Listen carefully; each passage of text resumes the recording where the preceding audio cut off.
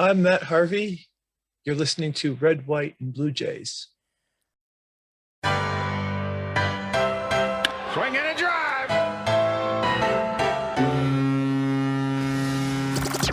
Welcome to Red, White, and Blue Jays, the podcast home of Blue Jays Fans UK, a group connecting Blue Jays fans around the UK and beyond, and telling their story. And now, here's the host of Red, White, and Blue Jays, Steve Hunter. Hi guys, welcome to another edition of Red, White and Blue Jays, and you are joining us today on the day after the disaster of the last game of the season for the Blue Jays, and we had this date in the diary, and a really warm welcome to Matt Harvey. Matt, thanks so much for spending a bit of time with me today. It's a pleasure. I mean, both of us, just before we started recording, just reflecting in terms of, oh, this is a tough day for any Blue Jays fan. Sure is. I mean, just give me your initial thoughts of last night and all that happened. Well, I was already disappointed with the game before, but last night it seemed going well. It seemed to be going pretty good at the start, and with Teoscar hitting 2 home runs. And it seemed like everything was going right. And then everything just kind of crashed down, and then Springer got hurt, and still waiting on info if he's okay. Yeah. And so, everything just kind of went bad. Just like that. The movie was a horror movie. Yeah, of course, referring to Vladdy's comment at the spring training, I guess it was. It was right at the beginning of the season anyway, wasn't it? Yep, that's right. Reflecting. And I mean, I don't know about you, but for me, the disappointment of last season, not getting into the postseason on that last game of the season, and how disappointed I felt then. Mm-hmm. But compared to last night's loss, this feels a lot harder to take. We had the fact that we got teased with an 8-1 lead. When you got an 8-1 lead, we were in Kikuchi territory. Yeah. But by the way, I threw out the first pitch the day before the last game last year. So like the second last game of the season, I threw the first pitch. Amazing. So that was like a crazy day. So it was pretty disappointing. But I mean, at the same time, we had something. We thought we had a chance. So it was like one of those things where I remember a few weeks before that game last year, we were just sitting there going, is this game going to matter? Is this game going to be anything when I throw the first pitch? Or is this going to just be like, And, we didn't know how many fans would be there. We didn't know what the capacity was going to be, because at the start, it was like 20,000. This was when COVID was happening. So we had the thought that one of my friends who was going to come watch me throw the first pitch was not going to be able to make it because the limit was 20,000 or 10,000 or something. And then for that last moment, the very end there, they extended it to 30,000 people. So here I was thinking I was throwing in front of 10,000 or so. Yeah. And now I'm like, wait a minute, 30,000. That's amazing. I mean, as you're talking about that, because I was going to ask you about that, because I've seen your clips of you doing it. I mean, what a privilege to be asked to do that in the first place. How did that all happen? What was the story behind that? So I guess they have this TD MVP contests, and I'm still not really sure. I think somebody I know maybe put me in as a nominee or something like that. But because of that, they came to my house. They did all kinds of stuff. I had a whole chat, and George Springer showed up in the video, which they showed, which was like, whoa. Yeah, I'm hoping next year, if he's okay, I'm hoping the spring training to meet him. I still haven't met George. Right. So it's going to be fun to be in spring training, especially. Hopefully things will be different in terms of pitchers. We really need help on the bullpen.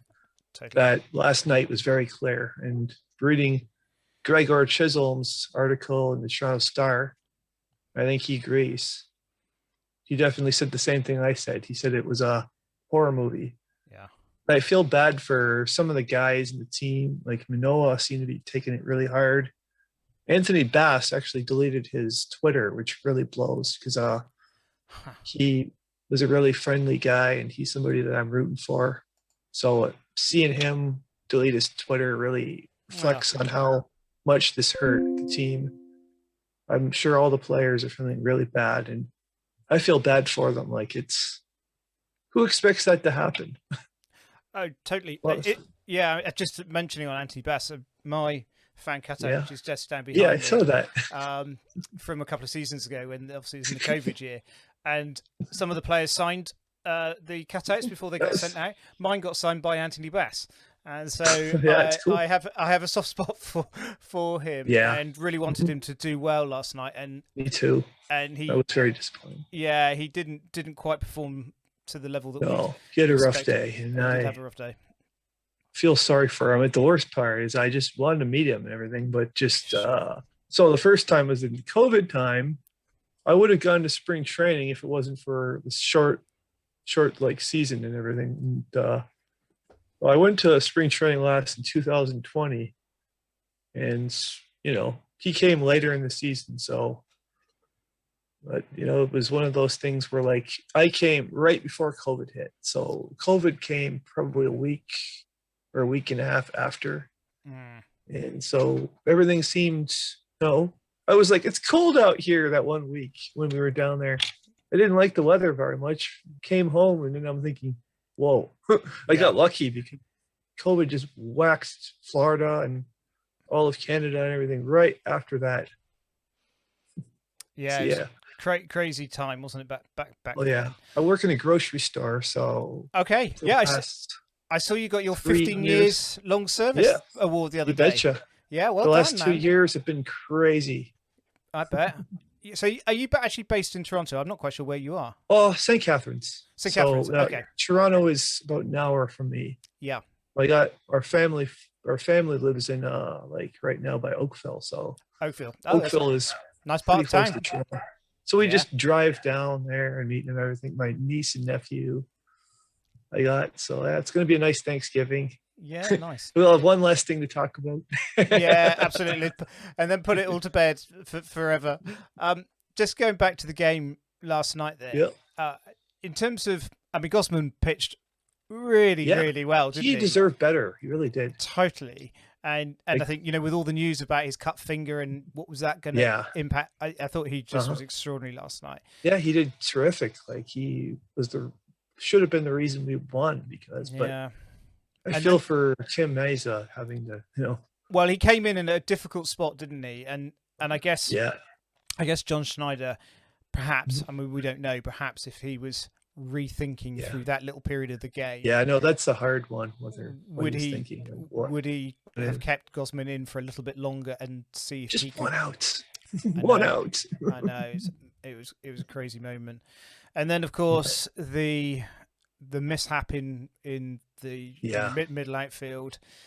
That was crazy. That was scary stuff, wasn't it?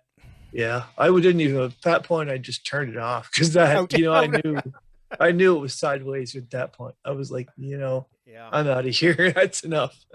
At Rogers Centre, when it's pumping, is just the best venue in terms of noise. Mm-hmm. And what happened was it was like somebody flicked the switch. A pin could drop. Totally silent, wasn't it? Pin could drop. It was like they knew. They all knew it was. Oh boy, when you're up 8-1, it's a really happy moment. Just like in you being in the UK, you like soccer at all? So yeah. Soccer would be like a team, giving up several goals at the same time. Yeah. And then just like that, I'm sure it happens in soccer games too. Well, it does. It's any sport, I guess. You think that you're in a commanding position, and quite frankly, last night I was feeling quite comfortable. I was enjoying the game, and there didn't seem to be too much danger happening. Oh. And I think everybody else was on the same page, and that came out of nowhere. Absolutely unraveled before our eyes. And just so painful. And I think in comparison to the night before, which was... Yeah, I know. The night before was painful, but this was worse because this was like, you didn't have any hope. Yeah, you thought, oh, there's a couple runners on base. Maybe we'll score a run. Yeah. This game, we're like having no trouble scoring a run. We thought, okay, we got this game in the bag. And Mm. by the way, this is the reflection. If you notice, that's a Roy Halladay poster, but Oh, the okay. reflection is making it look like it's on fire. That's all right. Don't worry. Um, so in terms of the sort of the remainder of last night, Yeah, how did you feel? You know, some of the other players, because I thought there were some really good moments where yeah, the guys were putting literally their bodies on the line. Obviously, there was the big yeah. one They with Springer and Bow, definitely were but trying. Tapia took a big fall as well, didn't he? Got the Yeah, wind knocked out of him. yeah. I mean, I think Chapman also when he was running into first base. Chapman's an incredible third baseman. It's frustrating how his hitting is with striking out, and he also hits home runs. But his ability to field is like Scott Rowland we once had. That Yeah, guy really I remember defended him. well, Yeah, but he is probably the best we've ever had. Josh Donaldson was good one time when he was with the Jays in 2015, but that guy by far was like you just know when a ball's hit to him, there's a good chance he's going to throw the guy out. yeah. Such a strong arm, It's and a kind of couple of incredible. times where he's because of the shift he's covered second Yeah, base and again yeah, some double plays where he's come in and thrown across down to yeah. Vladdy. I saw a few of Just those. So I think it was at a game there. It's just crazy. absolute bullet. I mean, just extraordinary. So, just taking a step back from the Uh-huh. disappointment of last night, Yep. what's your overall feeling towards the Blue Jays in terms of has this been a Mhm. successful season? Has it been a Well, stepping stone they made the season? playoffs. That's Yep. something only 12 teams did. They were first wild card spot, so I mean that's good. But I do feel like all the whole season, their biggest issue, what's been frustrating me, has been their lack of hitting with runners in scoring position, which I feel like the numbers aren't really saying how many runs they should have had more. They, I feel like they had the best average was 263 was the best average in the entire baseball, but I just feel like they just needed to do better at hitting with runners in scoring position in their games. Yeah, So those. that was what. Yeah, I think particularly at the early part of the season, wasn't it? Those Yeah, stats were totally. really stacking up against them, and of course it gave the Yankees a very commanding Yeah. lead. Well, the Yankees were unstoppable at the beginning of the Oh, season. It's going to be unbelievable! interesting Yeah, to see how they do in the playoffs now. yeah, totally. Because in the beginning of the season, they were just lights out. Like they just didn't lose. Yeah, who's your money on? Do you think now, or Oh, was it too early to say because of the might be hurt? the Dodgers, might be Houston, might be New York. It's It going could to be be any of interesting to see. them. Yeah, there's a lot of really strong teams. That's one of the reasons why I wasn't sure we were going to make it anyhow. To be honest, I thought once we face Houston, chances of us winning are like very, very, very low. I Like think that's a fair reflection. I we're think our yeah, weaknesses were very evident that the bullpen was our weakness. yeah, If you saw the Cleveland Tampa game there, that it's pretty clear that some teams have the ability to go into the 15th inning without yeah, any kind of worry about the bullpen. yeah. Us, we couldn't even get through 3 or 4 innings. That 10th inning game wouldn't have been much of a 10 inning game. No, and the bit we've had. I mean, we haven't had a couple of extra inning games, and of Yeah.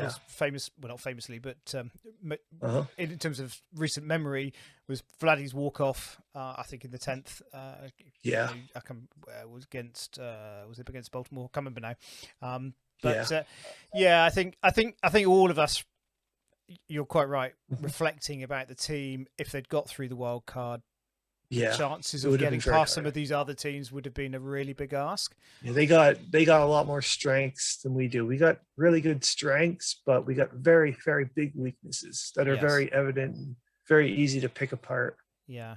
What did you make of the trade deadline Well, when that happened? I mean, I feel like I was happy to get Anthony Bass. I feel like maybe he was undervalued, but at the same time, I mean, I don't know what to think of. Like, there was not a lot of great options out there. The guy that pitched Sure. game one was pretty good, but giving away that many prospects to me seems to be kind of really a big problem because some of those guys might turn out to be useful, especially if it were, say, Ricky Tideman, who was the Jays' #1 prospect. If they had to give him away, I feel like that would be a mistake.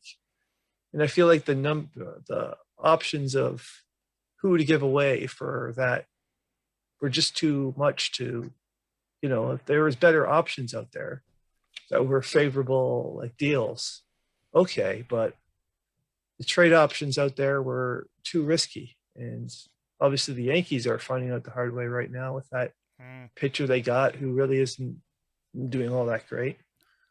So to me, feel like this season wasn't going to be the one, frankly. We had hope, but at the same time, we would have had to trade away a lot. And what if the guy gets hurt? Yeah. We can't predict the future, Yeah. To me, giving away a lot of prospects this year for that weak trade deadline, no. I didn't think it was a very good idea. I feel like maybe next year they'll sign some free agents or do some other things that will help, but they'll at least have Moreno, they'll have Tideman. So to me, if it was, more worthwhile, if it was better options, I would have made a trade. But, the guys out there were not very good. We did the best we could do. I think that's a fair comment in terms of what we got. And Whit Merrifield, of course, didn't play that often when he first came. It was a surprise. I didn't think we'd ever get him. Plus, I didn't even know he'd be able to play. Yeah. And of course, with vaccinated. the SB injury, gave him a little opening to get that regular game day, and it seemed to make a difference. He did great. I was very impressed with his play, and it's going to be good for next year to have him back. Yeah, totally. I'm pretty sure he had a 1-year option, I think. Yes, I think it was 2 years. Yeah, so it's definitely going to be somebody that's useful, and having SB around if he's still. Stripling is a very interesting question because he's a free agent, and I've been very impressed by his pitching. I feel like he was what we all thought Mitch White was going to be. Sure. But to me, Mitch White, he's really struggled, and Kikuchi has really struggled. So those two moves didn't really work out in our favor. No. The Kikuchi trade, we thought that he'd be, a lot better than he's been. So, and even in the bullpen, he's walking too many people, and he's, giving up that home run that we all boy.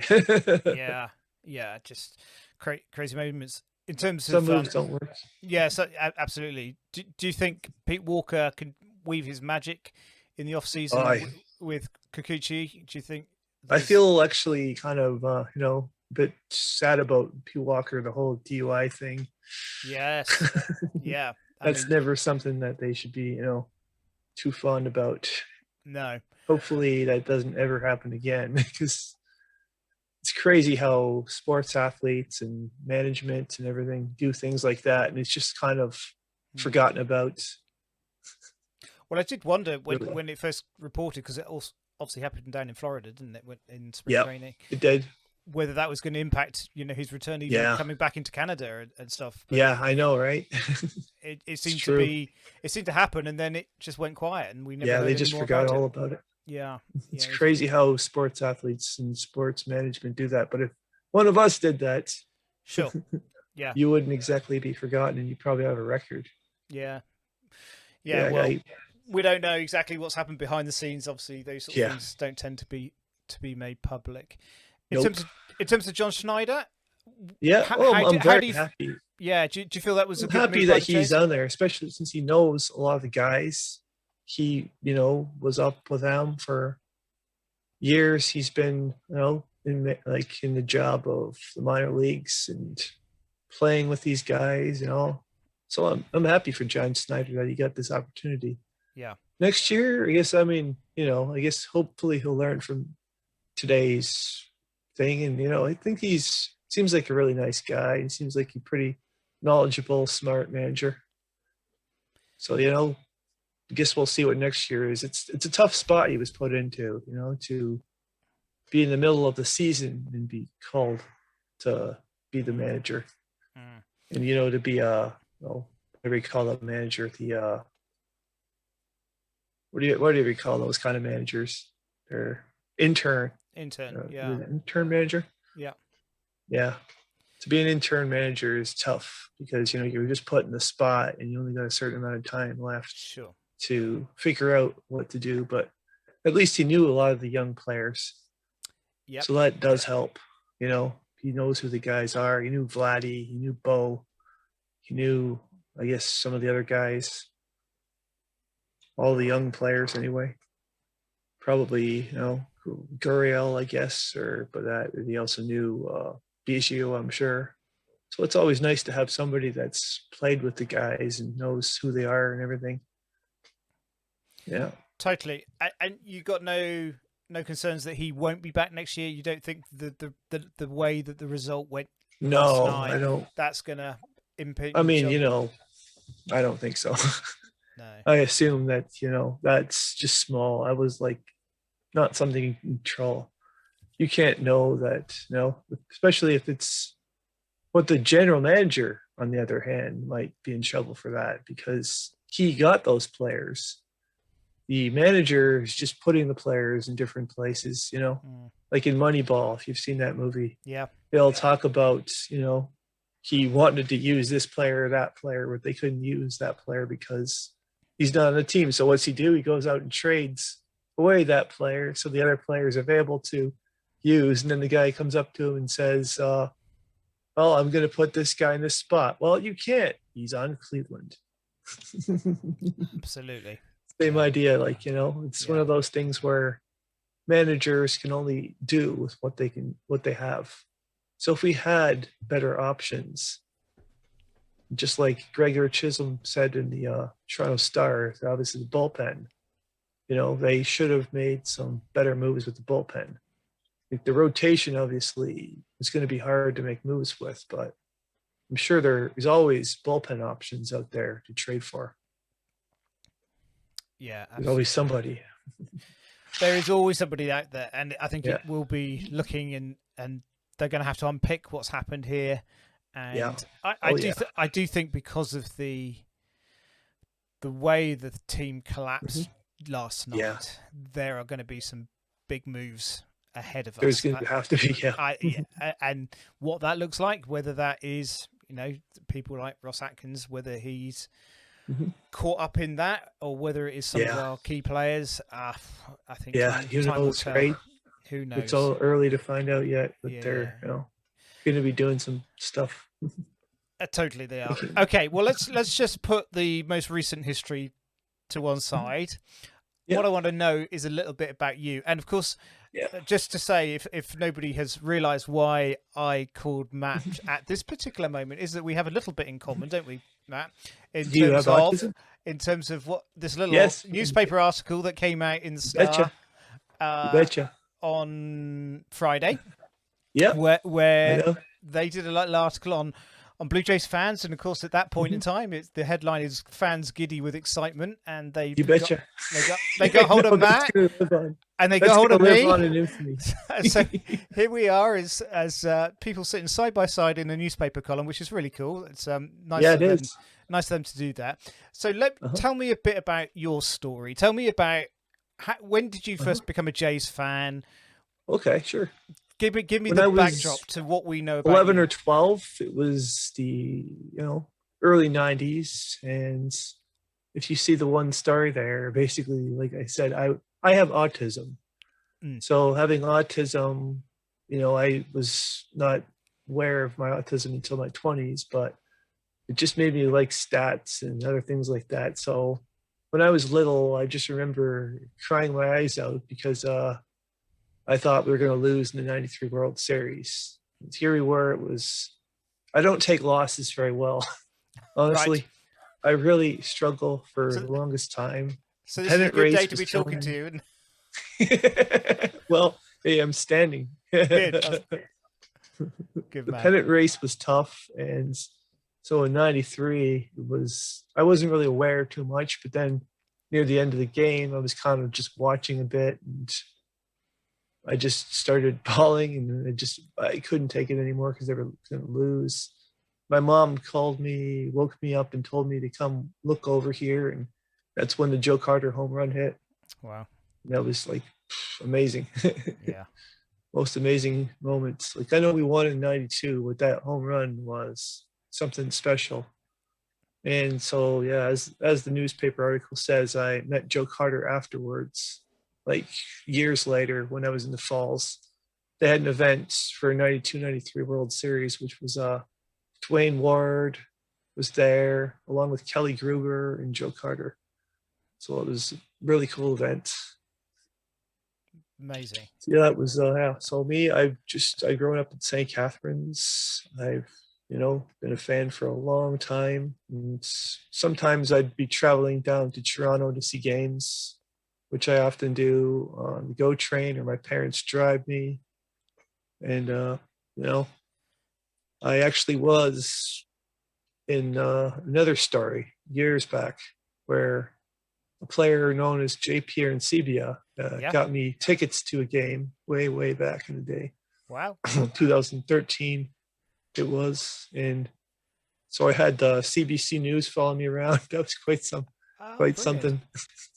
And it was yeah, I was actually in the Toronto Star a few years back too for another story. I think it was to do with the Arancibia story or something like that. Very cool. Well, you are a bit of a celebrity in Blue Jays fandom world, aren't you? I mean, everybody knows you, and I know a number of guys here in the UK sort of interact with you on Twitter. I see totally. people I know. When did you drop onto Twitter? When did that all kick off? Oh, my brother actually told me maybe you shouldn't go on Twitter, but he set it up for me. It's just one of those things where sometimes I can be antisocial, I guess, but I mean, can't we all? Yep. It's funny, they call it social media, but a lot of people aren't really social on it. Yeah. It's one of those places where you can say almost anything you want, and that's one of the biggest problems. Yeah. That's one of the biggest problems with it too, is I love it, but at the same time, there's a lot of people that are really mean to others, and it really kind of makes it miserable for so many women out there that have to deal with all this trolls and all this meanness. And makes me even more grossed out is you got some people out there that are saying stuff like that women don't know sports and that they only like it for how a guy looks. No, I got a lot of really good friends that are very knowledgeable about sports that are women. And so I'm sure there's probably some UK. Actually, there's a friend of mine, Victoria, who is from the UK, and she's a big sports fan. Hockey, and now she's gotten into the Blue Jays. She has, yeah. So I guess you've heard of her. yeah, Victoria Stewart. Yes, no, I know her. Yeah.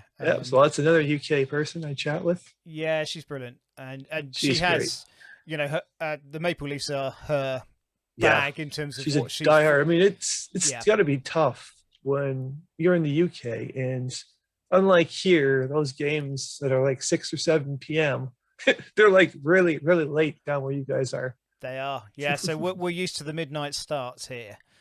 And that's hard.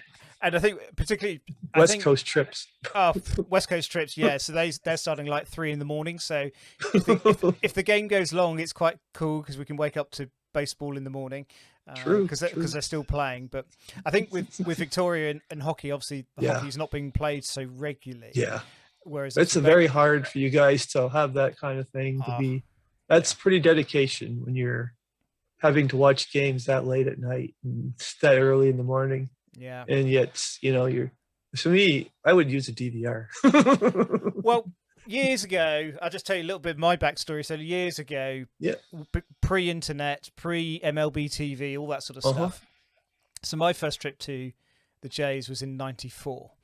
So wow. I was just strike after. Year. Yeah, strike year. I went to a game, I think 4 or 5 days before the strike was called. It was in August of that year. So by my fingernails that I became a Blue Jays fan. And then, of course, coming back to the UK, and obviously the strike happened back into '95. Yeah. They come back. because we've got no TV coverage of baseball, we've got no Wow. internet. So the only way I can keep up with what the Jays are doing is buying an international version of USA Today from our local newsagents, where I can just see the schools and read a little bit about what they're doing. So completely different world to what we're living in now. Yeah, I know it was, because I was in Holland in '92, and you didn't know what the heck the score was. Yep. See, because my relatives are Dutch. Oh wow! So like my mom's side. So because of that, it's like you're down in Holland and you don't have a clue what's going on. There's no way to know. Yeah. There's no thing. There's newspapers or whatever, but they're all nothing really that they have no interest in that. They've a very different world down there. Yeah. I haven't been there in years. You need to come back. You need to plan a trip and come through the UK, and we'll. So how far is the UK from Holland? Oh, not far. I mean, really? Oh yeah, it's you can get the train now from the UK across to France, and then drive up the coast to Holland. So I could get that. I could get there in a day easily. Wow. It's not far away. It's definitely worth thinking about, Matt. And if you do come one day, let me know, and we'll of course take you out for a beer. I mean, one of the big things that we are particularly hoping for here in the UK is that the MLB International Series, which they just announced earlier in the season. We had the Yankees and the Red Sox in 2019. Nice. So they played in London. The following year, well, we'd love the Jays to come. We're not quite sure whether it's appetizing enough for the MLB, because of it's obviously a very American-based franchise, and whether a Canadian team cuts it. But I think in terms of the fans here, the Jays would be definitely a I feel like there is a lot of fans down there and everything. Sometimes I see it, because I see sometimes you see different things, or you see Blue Jay shirts, you're like, what? Yeah. It's a pretty international thing. Like with Raptors, or even more so. The Raptors are, my cousin from Holland is all a big Raptors fan. Okay. I think a lot of people know. I think the Raptors are a much more worldwide kind of team. I think out of the four main American sports, basketball is probably the most transferable, because I think so too. Everybody can play basketball. You just need a ball and a hoop, and away you go. Yep, absolutely. Baseball is difficult here. I mean, we do have baseball teams, but cricket too. So we love cricket. Yeah, we do have cricket, and lots of cricket grounds, but very few baseball diamonds. Yeah, that's precisely it. Although our GB team, so our Great Britain team, have just qualified for the World Classic for the first time. Wow, so that's cool. That's a massive thing. That's huge. Yeah, and so we're really excited about that. So there are opportunities here, but it's still very much a minority sport in the UK. Totally. But it's definitely more than it used to be. Yeah, absolutely. So your Twitter following then. So just tell me, because I know with you with Twitter, you tweet a lot.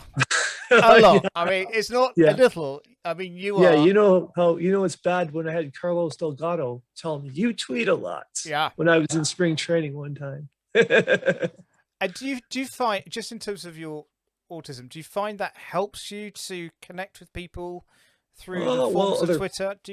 Other people maybe that have autism, that maybe don't really have family that are autistic, or that's, I feel like that's something I can help other people know that, as you know, with my 15 years, the job, that's not something everybody can do.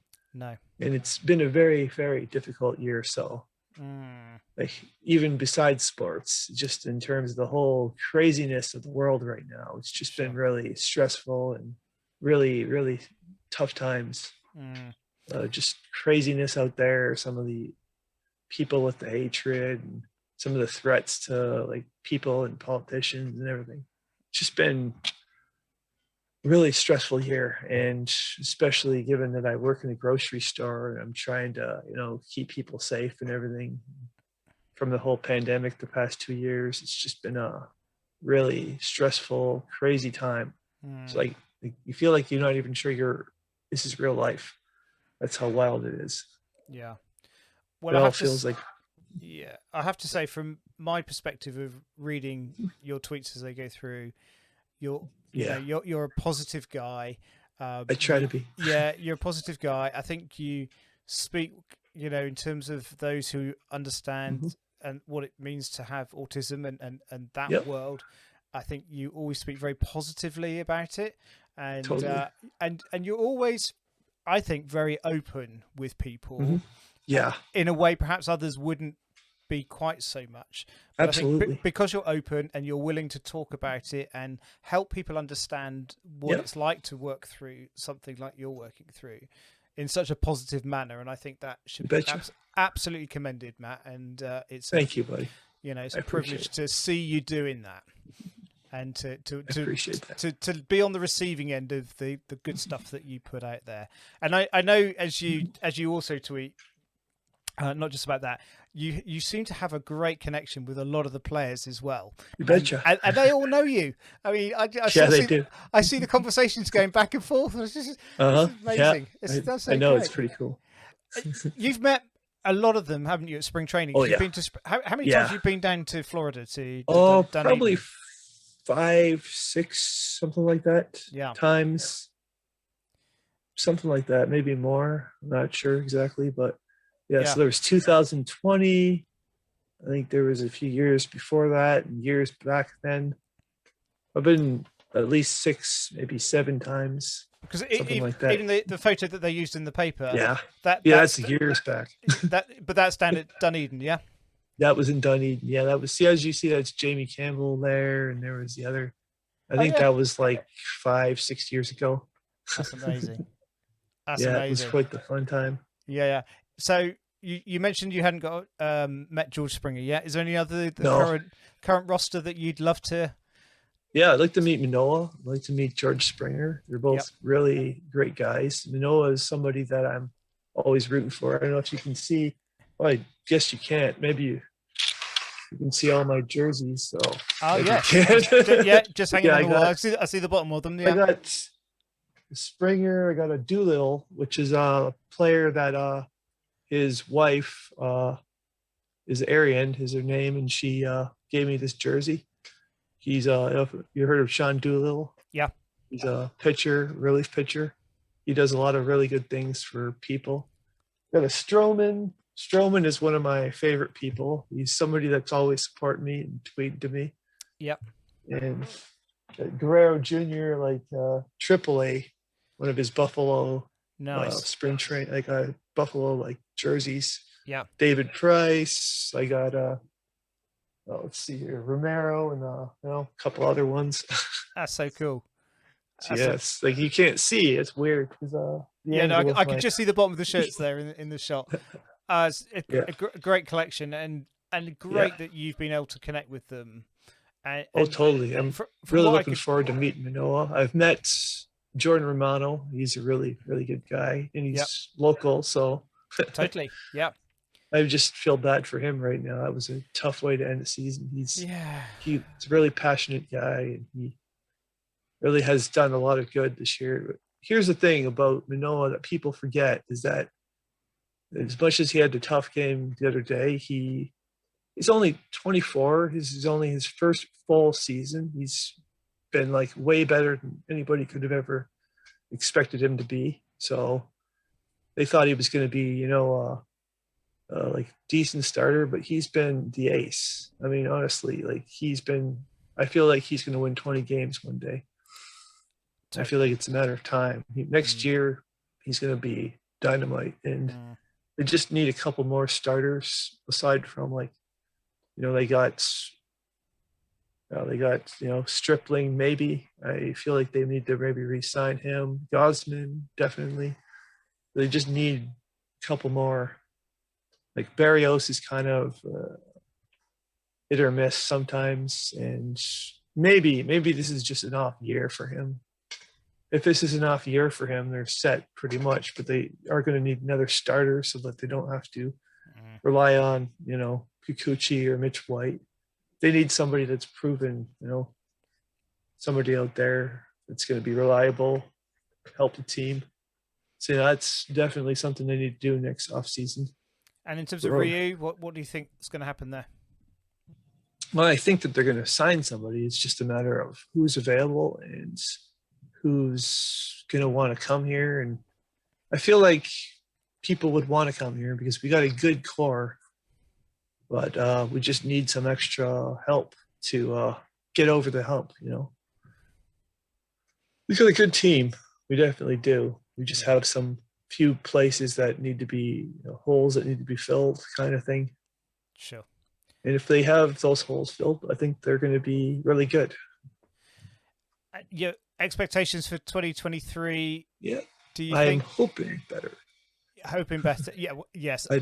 I feel like they can go all the way with a few changes. I feel like they have a chance. They just have to make a few moves, and like they have a lot of really good players that are still under contract.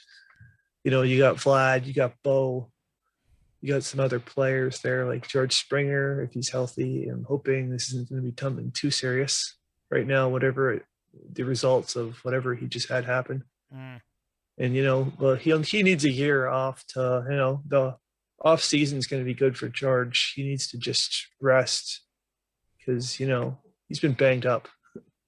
He's been really, really banged up this year. By the way, cool collection of bobbleheads you got there. Oh, yeah, got a fair few. You got quite a few. Yeah, done quite well considering I'm this side of the pond. So that's pretty good. I've been very, very fortunate in a number of people that I know here in the UK who sent you one.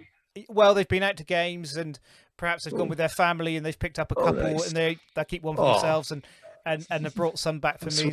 So I picked up a few there. That's cool. Other places like eBay, normal sort of nice stuff. So yeah, we've got a fair few. A lot of I see the Hazel one. Is that Hazel? Yeah, Hazel's down here. Yeah, Hazel. Yeah. Jerry Howarth as well. Nice. I actually met him a few years ago. He's great, isn't he? He's a nice guy. He's a lovely guy, Jerry. Yeah, he sure is. So I think from this year, I've had Bo, Vladdy, Tio, George, and the Vlad dad. That's incredible. That's an incredible collection. It's more than I got. That's somewhere over here, but yeah, they're out against my wall. Yeah, I was chatting to Ben Ennis from Sportsnet. Nice. He's good. Early in the week, he was my previous guest, and he had a very impressive bobblehead collection behind him. Oh, I bet you he does. Yeah, so we talked about that at the start of the pod episode. So, but a lot of the Sportsnet people have like a lot. I really think that they probably give them. Well, it's funny. Some do, and some are just not into it. I think it's one of those things that you either love them or you don't. True. The one guy who had a lot is Scott Carson, who's in the booth with.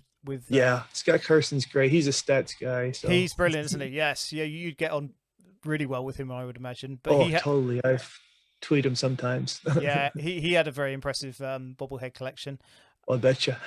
Just trying to think of anybody else I've had on that I can recall. Oh, I tell you who had a few was Ricky Romero. He had a few. Yeah, I bet. Being a player, I bet you probably get lots. Totally. But he had all his jerseys in frames and stuff as well, which looked very, very cool. Oh, that's awesome. So yeah, there's some good stuff out there, and I think for fans like us, these little things they help us connect to the team, don't they? And totally. Absolutely. Good stuff. Well, Matt, it's been such a joy talking to you, my friend. Nice talking to you too. I'm really grateful for your time this morning. For you, Thanksgiving weekend, of course, in Canada. Yeah, that's right. And probably come at a good time, just in keeping life I'm in over perspective. It's good to be grateful for those around us and your family, as much as we are bitterly disappointed with all that happened last night. Totally.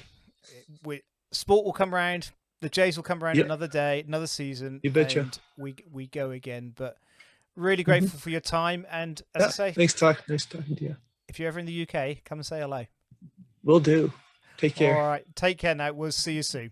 Thanks very much. Later. Bye-bye. Bye.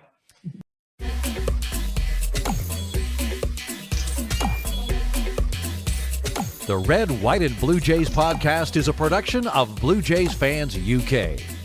If you've got a Blue Jays story to share, let us know. Email us at bluejaysfansuk@gmail.com. And follow along on Twitter and Instagram. at Blue Jays Fans UK. I'm your announcer, Jim Langton. Thanks for listening.